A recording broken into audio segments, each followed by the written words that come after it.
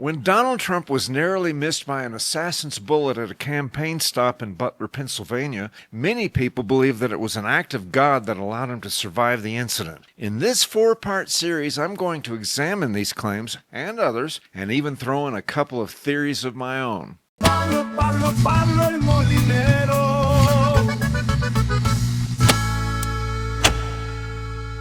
Donald Trump was first elected president by a very narrow margin in 2016. His victory was aided by a number of factors, including name recognition because of his reality show, The Apprentice, his appeal to some voters because of his total lack of filter in his rhetoric, and the unpopularity of his opponent, Hillary Clinton. No one can deny that there had never been a candidate like Donald Trump, and in 2016, no one expected him to win. Except for a couple of outliers, the polls predicted a solid victory from Ms. Clinton. There was one group that was especially important to Trump's campaign. That was the religious right, the evangelical voters. One of the principal campaign issues for that bloc of voters was abortion. Trump promised them that he would nominate Supreme Court justices that would overturn Roe v. Wade, a law allowing abortion to be available across the entire United States. That law had been legal precedent dating back to 1973. This was a promise he kept. I'm not going deeper into the abortion issue here. If I decide to,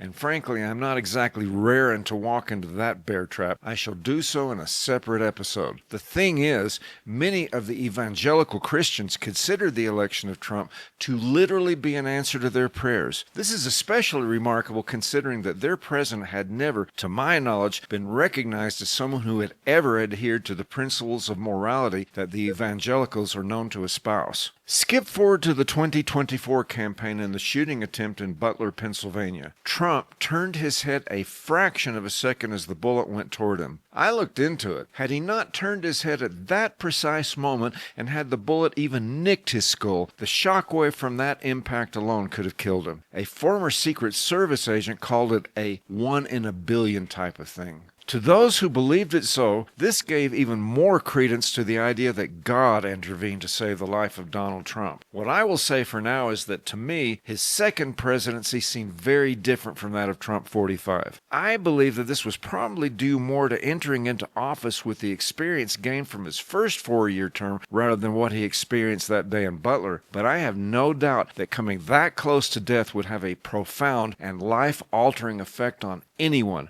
regardless of who they are. Almost immediately after the election was called in 2016, there was a near simultaneous explosion of protests in the streets. The universal cry from the anti-Trumpers was that a great resistance campaign was necessary to counteract the apocalyptic effects of what was to come. The resistance from the government emerged even before Trump had been inaugurated. An investigation into alleged Trump collusion with Russia was launched. That hindered his presidency for almost the entirety of his first term. The allegation ultimately was proven to be based on false information, and the Obama administration, specifically James Comey and the FBI, were aware of the lack of credibility of the evidence when the investigation was set in motion. If you want to hear more about the efforts our government made to damage the president's administration and to prevent his re-election, please check out our videos, Russia, Russia, Russia, and Schooling Democrats on Hunter's Laptop Lies. They are both available for free on the Pablo El Molinero YouTube channel. While you're at it,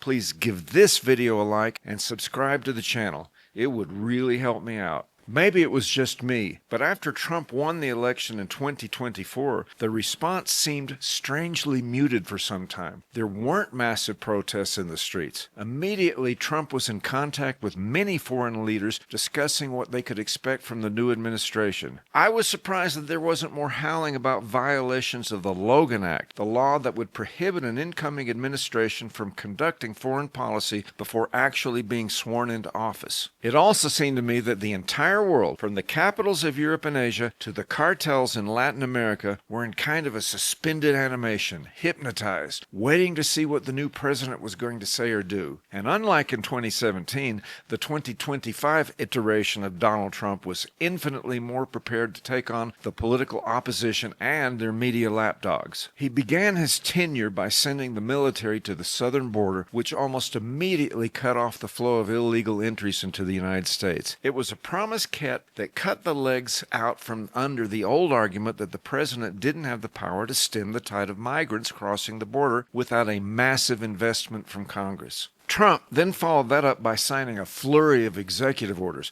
26 alone on his first day in office. He then seemed to fire off a daily dozen of EOs, so many in fact that the press was unable to keep up with him. Before they could finish sputtering their outrage at one-day's supplies of executive orders, there would be a fresh batch that would knock the previous day's indignations right off the radar. I'm sure the legacy media won't object if I refer to the release of the barrage of EOs as a blitzkrieg.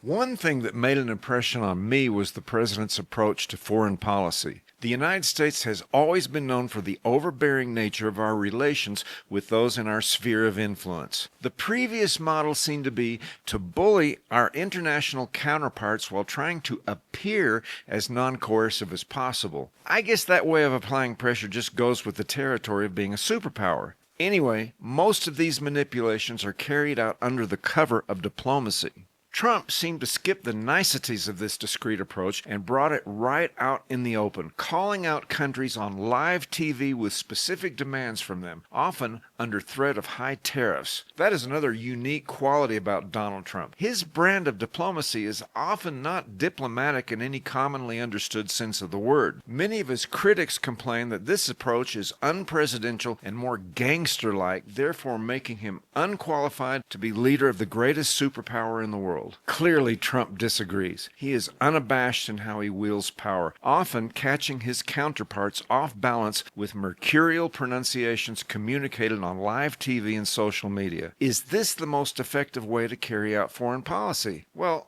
I guess that would depend on how you define the word effective. Without a doubt, there is an aleatoric quality about his approach that some consider to be chaotic. But if effectiveness is to be judged by the amount of effect that it has, then look at some of the results. In only 9 months into his administration, Donald Trump has signed a large number of trade agreements that are beneficial to the United States. I guess we shall see how that all works out. He has also been intensely and intimately involved in trying to resolve some of the most daunting and dangerous international impasses of our time. I'll elaborate more about that in Chapter 2 of this series, but these include dealings with Iran and the Middle East in general, and the war between Russia and Ukraine. I want to close this chapter by reminding you of something that happened early in Trump's second presidency. The administration was busy sending criminal gang members back to their home countries. Venezuela was loudly saying that they would never accept the forced return of their citizens. Then Trump dispatched Rick Grenell to negotiate with the Venezuelans. I have always been a fan of Rick Grenell. I first noticed him when he was the Director of Communications at the United Nations during the administration of George W. Bush. He unambiguously defended the position of the United States in a clear and precise way. He was openly gay,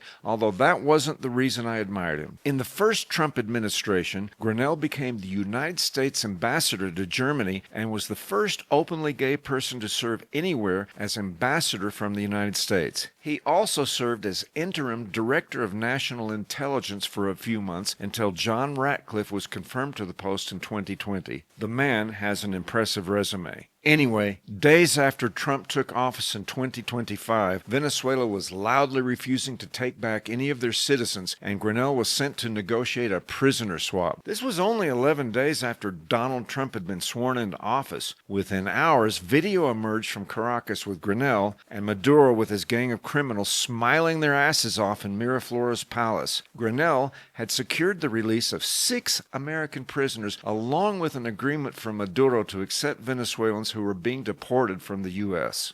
Senator, you can have my answer now if you like. My offer is this.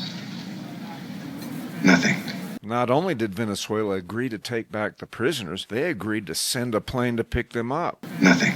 Not even the fee for the gaming license. And not only one, but 2 flights a week. Nothing.